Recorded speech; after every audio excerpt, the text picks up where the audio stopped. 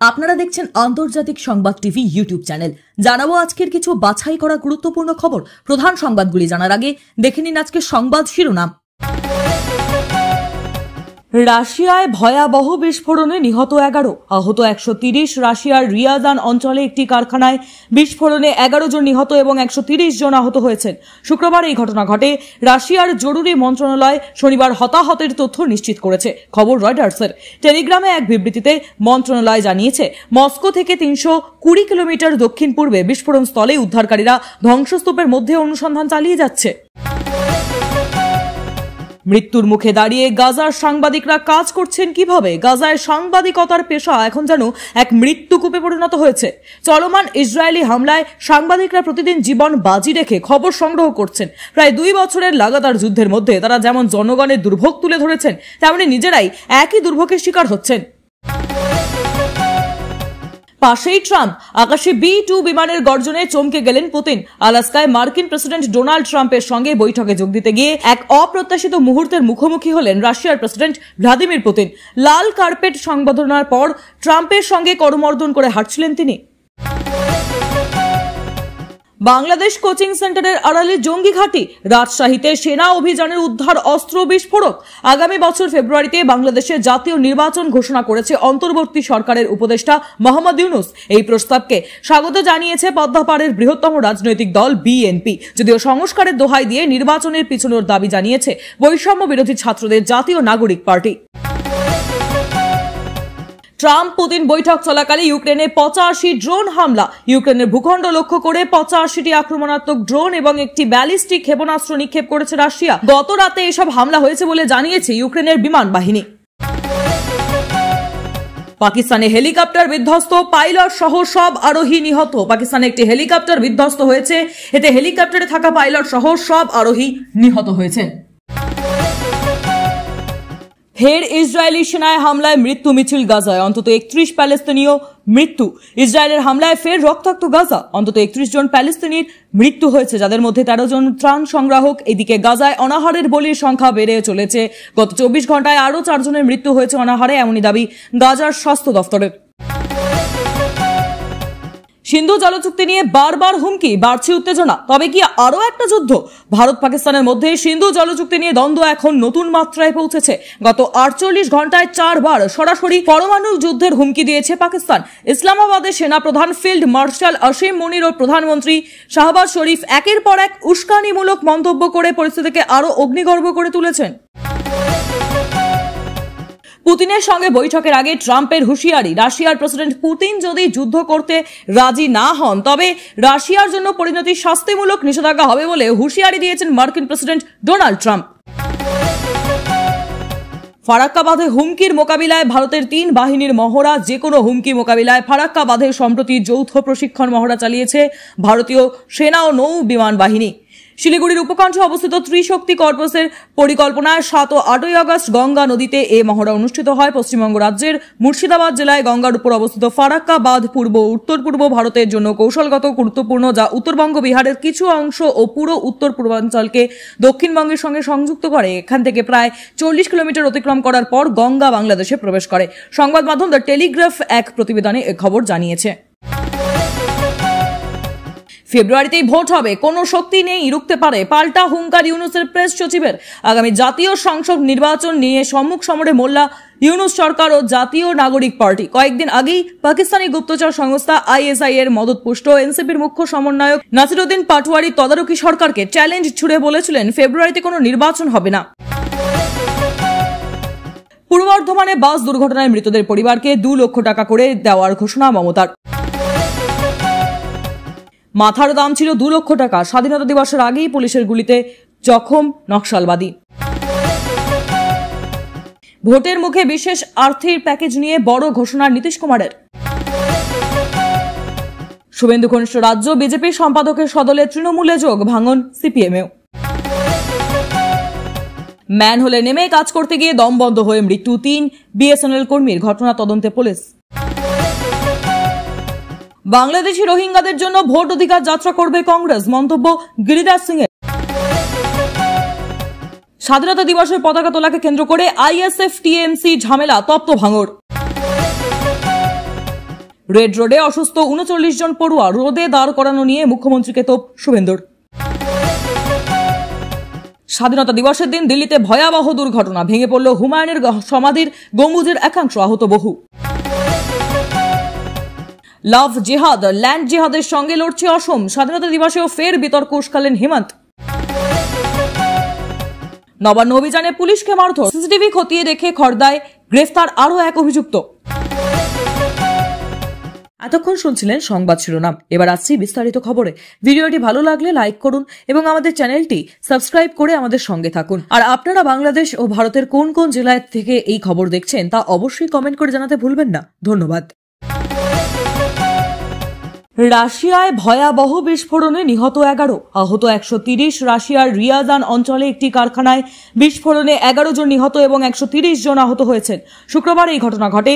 রাশিয়ার জরুরি মন্ত্রণালয় শনিবার হতাহতের তথ্য নিশ্চিত করেছে। খবর রয়টার্সের।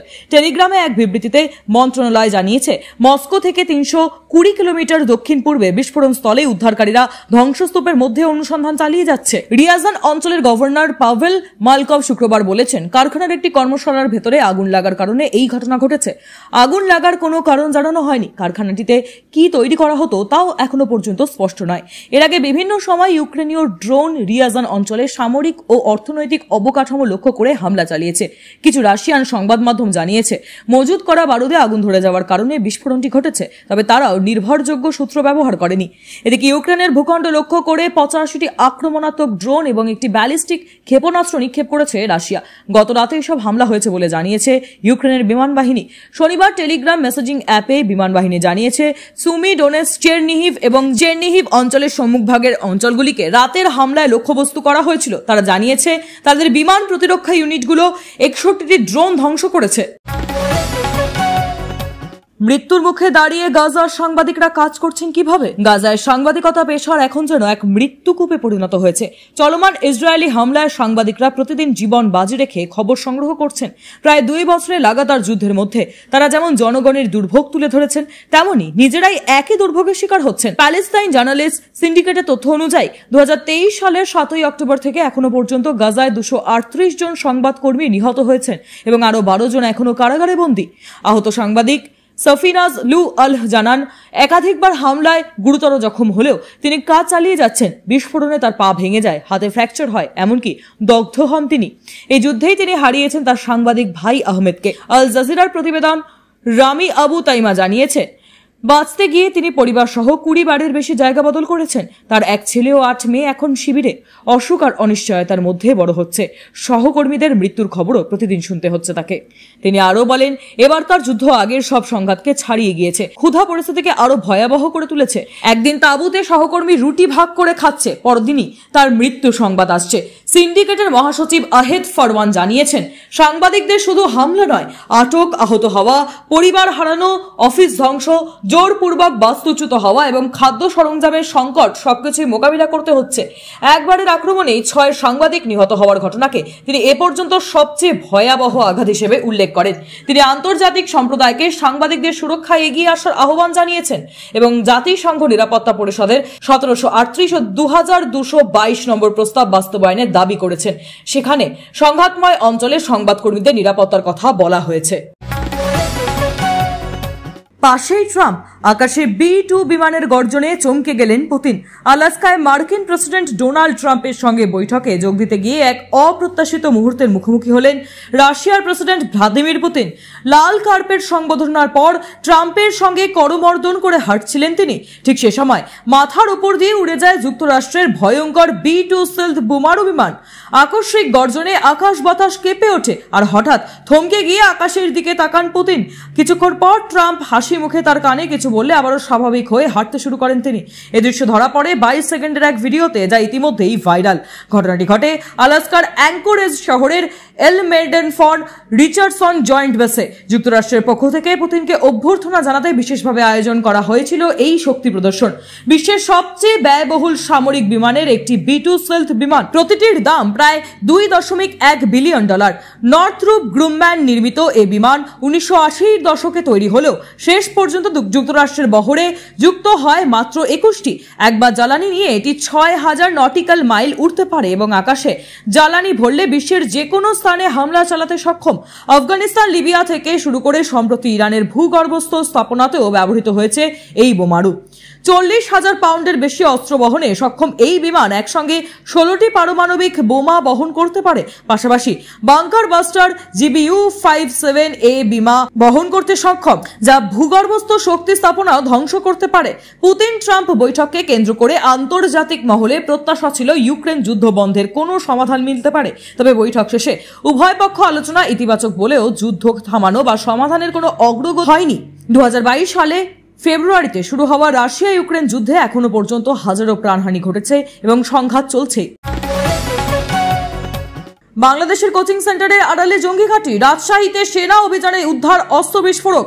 আগামী বছর ফেব্রুয়ারিতে বাংলাদেশের জাতীয় নির্বাচন ঘোষণা করেছে অন্তর্বর্তী সরকারের উপদেষ্টা মোহাম্মদ ইউনূস। এই প্রস্তাবকে স্বাগত জানিয়েছে পদ্মাপাড়ের বৃহত্তম রাজনৈতিক দল বিএনপি। যদিও সংস্কারের দোহাই দিয়ে নির্বাচন পিছানোর দাবি জানিয়েছে বৈষম্য বিরোধী ছাত্রদের জাতীয় নাগরিক পার্টি। এই আবহে শনিবার ভোরে রাজশাহী শহরের একটি কোচিং সেন্টারে অভিযান চালিয়ে অস্ত্র ও বিস্ফোরক উদ্ধার করল বাংলাদেশ সেনা এবং পুলিশের যৌথ বাহিনী। ওই কোচিং সেন্টারের এক কর্তাকে গ্রেফতার করা হয়েছে। বাংলাদেশের একাধিক সংবাদ মাধ্যম সূত্রে জানা গিয়েছে, রাজশাহী শহরের কাদিরগঞ্জ এলাকার কোচিং সেন্টারটি নাম ডক্টরস ইংলিশ।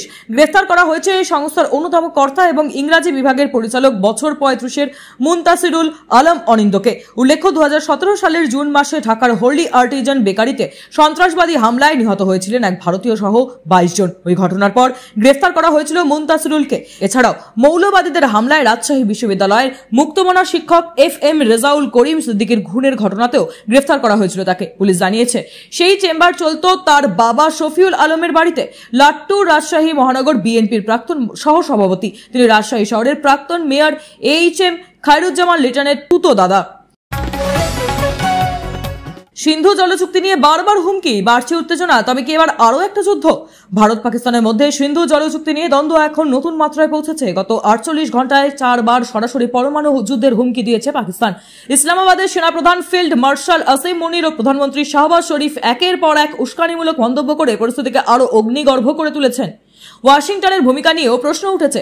বিশ্লেষকদের একাংশের দাবি, মার্কিন প্রেসিডেন্ট ডোনাল্ড ট্রাম্পের ইন্ধনেই পাকিস্তান এতটা সাহস পাচ্ছে। তার প্রশাসন থেকে রাওয়ালপিন্ডির সামরিক বাহিনীতে অনুদানের আকারে অর্থ পৌঁছানোর সম্ভাবনা উড়িয়ে দেওয়া যাচ্ছে না। এর ফলে পাকিস্তান যুদ্ধের প্রস্তুতির জন্য সহজেই সমরাস্ত্র কিনতে পারবে। যুক্তরাষ্ট্রের হোয়াইট হাউস মুখপাত্র সম্প্রতি জানিয়েছেন, ইসলামাবাদ ও নয়াদিল্লি উভয়ের সঙ্গেই ওয়াশিংটনের কৌশলগত অংশীদারিত্ব রয়েছে। বিশেষত সন্ত্রাস দমনে পাকিস্তানের সঙ্গে ঘনিষ্ঠভাবে কাজ করছে তারা। এই বিবৃতিকে অনেকটাই তাৎপর্যপূর্ণ বলে মনে করছেন অনেকে, কারণ জঙ্গি দমনের নামে পাকিস্তানকে অর্থ সাহায্য দেওয়া হতে পারে, যা ভারতের জন্য উদ্বেগজনক। ট্রাম্প অতীতে দাবি করেছিলেন, অপারেশন সিঁদুরের সময় তিনি নাকি ভারত পাক যুদ্ধ থামিয়েছিলেন। যদিও প্রধানমন্ত্রী নরেন্দ্র মোদী সংসদে স্পষ্ট জানান, কোন রাষ্ট্রপ্রধানের কথায় যুদ্ধ থামানো হয়নি। এই মন্তব্য ট্রাম্পের ক্ষোভ আরো বাড়িয়ে দিয়েছে বলেই কূটনীতিকদের ধারণা। ভারতে পণ্যের শুল্ক বাড়ানো, পাকিস্তানের সঙ্গে বাণিজ্য চুক্তি সেরে ফেলা এবং সিন্ধু নদীর জল নিয়ে ইসলামাবাদের প্রকাশ্য হুমকি, সব মিলিয়ে উত্তেজনা চরমে। মুনি স্পষ্ট বলেছেন, ভারত বাঁধ তৈরি করলেও তা ক্ষেপণাস্ত্র দিয়ে ধ্বংস করে দেওয়া হবে। শাহবাজ শরীফও হুঁশিয়ারি দিয়েছেন, পাকিস্তানের জল আটকানোর চেষ্টা করলে কঠিন শিক্ষা দেওয়া হবে। এদিকে নয়াদিল্লি ইতিমধ্যেই সিন্ধু জলচুক্তি নিয়ে স্থগিত করেছে। কেন্দ্রীয় সরকারের পরিকল্পনা, সিন্ধুর বাঁদিকের উপনদী চন্দ্রভাগার জল পাকিস্তানে যাওয়া বন্ধ করা। এজন্য নতুন সেচ খাল প্রকল্পের সমীক্ষা শুরু হয়েছে। এর ফলে পাকিস্তানে তীব্র জলসংকট তৈরি হতে পারে। পাকিস্তানেও বসে নেই। প্রধানমন্ত্রী শাহবাজ সম্প্রতি সেনাবাহিনীতে আর্মি রকেট ফোর্স নামে নতুন একটি বাহিনী গঠনের ঘোষণা করেছেন। সাবেক সেনা কর্মকর্তারা একে যুদ্ধের প্রস্তুতি হিসেবেই দেখছেন।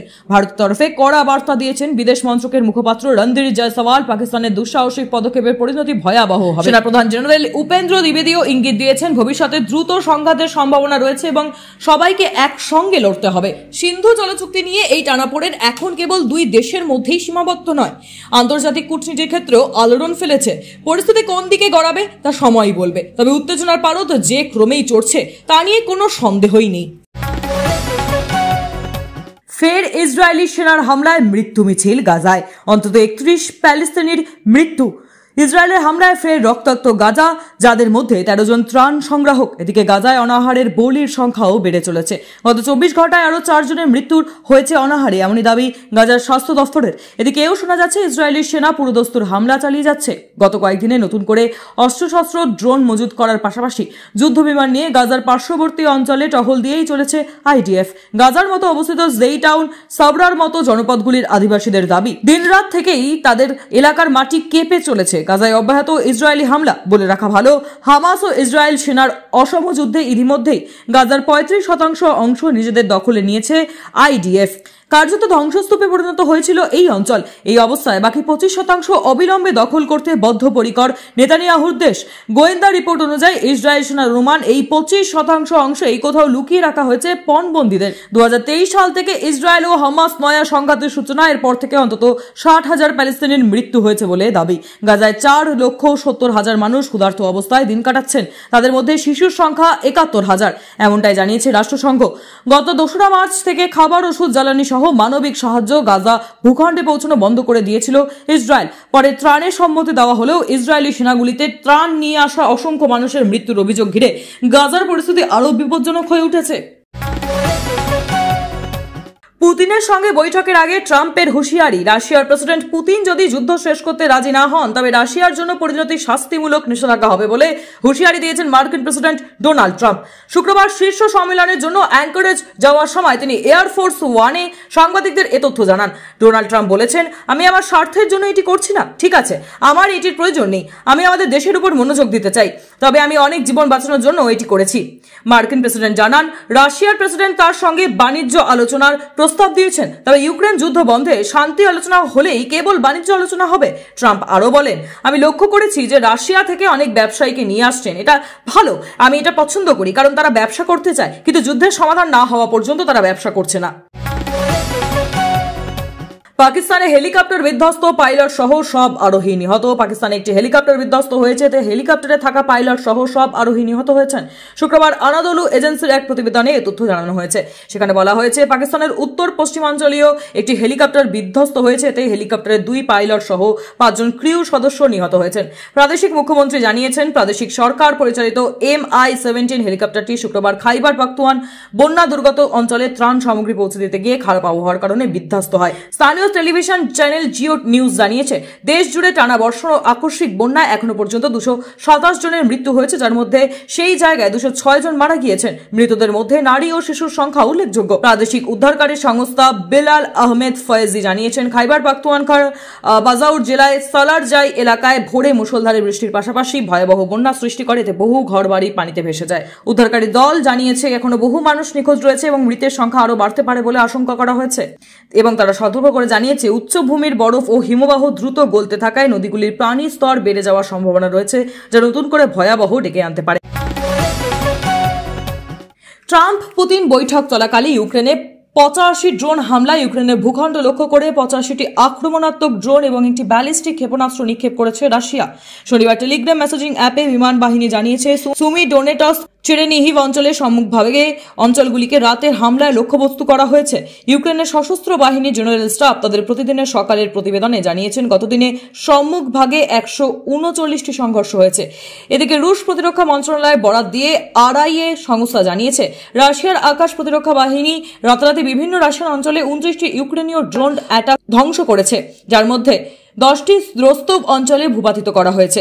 রয়টার্সের বরাতে দ্য টাইমস অফ ইসরায়েল এ খবর জানায়। হামলাগুলি যখন ঘটছে তখন মার্কিন প্রেসিডেন্ট ডোনাল্ড ট্রাম্প এবং রুশ প্রেসিডেন্ট ভ্লাদিমির পুতিন বৈঠক করছেন। বৈঠকের পর ট্রাম্প বলেন, বৈঠক থেকে কিছু বিষয়ে ব্যাপক অগ্রগতি হয়েছে, তবে কিছু তিনি জানাতে অনিচ্ছুক। তিনি স্বীকার করেন, ইউক্রেনের চূড়ান্ত সমঝোতায় তারা পৌঁছতে পারেননি। আর পুতিন আলাস্কা ছেড়ে যাওয়ার সময় পরবর্তী আলোচনা মস্কোতে হওয়ার ইঙ্গিত দিয়েছেন, কিন্তু কোনো নির্দিষ্ট সময় বা চুক্তি জানাননি। ফারাক্কা বাঁধে হুমকি মোকাবিলায় ভারতের 3 বাহিনীর মহড়া। যে কোনো হুমকি মোকাবিলায় ফারাক্কা বাঁধে সম্প্রতি যৌথ প্রশিক্ষণ মহড়া চালিয়েছে ভারতীয় সেনা, নৌ ও বিমান বাহিনী। শিলিগুড়ির উপকণ্ঠে অবস্থিত ত্রিশক্তি কর্পাসের পরিকল্পনায় গঙ্গা নদীতে এই মহড়া অনুষ্ঠিত হয়। পশ্চিমবঙ্গ রাজ্যের মুর্শিদাবাদ জেলায় গঙ্গার উপর অবস্থিত ফারাক্কা বাঁধ কৌশলগতভাবে গুরুত্বপূর্ণ, যা উত্তরবঙ্গ, বিহারের কিছুটা অংশ দক্ষিণবঙ্গের সঙ্গে সংযুক্ত করে। এখান থেকে প্রায় 40 কিলোমিটার অতিক্রম করার পর বাংলাদেশে প্রবেশ করে। মহড়ার উদ্দেশ্য ছিল জলপথে বিশেষভাবে বাহিনী প্রবেশ ও কৌশলগত স্থাপনা সুরক্ষার অনুশীলন এবং এর পাশাপাশি 3 বাহিনীর মধ্যে সমন্বয়। এক জ্যেষ্ঠ সামরিক কর্মকর্তা বলেন, মহড়ায় প্রদর্শিত দলগত দক্ষতা 3 বাহিনীর উচ্চমাত্রার প্রস্তুতি প্রমাণ। জল, স্থল ও আকাশ সব ক্ষেত্রে আমরা সব ধরনের পরিস্থিতি মোকাবিলায় প্রস্তুত। গত এক বছরে উত্তরবঙ্গ ও সিকিমের বিভিন্ন স্থানে ভারতের 3 বাহিনীর যৌথ মহড়া সহ বহু প্রতিরক্ষা মহড়া অনুষ্ঠিত হয়েছে। শিলিগুড়ি করিডোর নামে পরিচিত এই এলাকা ভারতের ভূখণ্ডের সবচেয়ে সরু অংশ, যা উত্তরে নেপাল, দক্ষিণে বাংলাদেশ এবং প্রায় 200 কিলোমিটার দূরে চীনের সীমান্তে রয়েছে। সেখানে এক কর্মকর্তা বলেন, উত্তর পূর্বে চীনের তৎপরতা, বাংলাদেশের রাজনৈতিক পরিস্থিতির পরিবর্তন ও পাকিস্তানের সঙ্গে দ্বিপাক্ষিক সম্পর্কের পরিবর্তন এই অঞ্চলের প্রতিরক্ষা বাহিনীকে সতর্ক করেছে। এসব মহড়া প্রমাণ করে যে আমরা যে কোনো পরিস্থিতি মোকাবিলায় প্রস্তুত।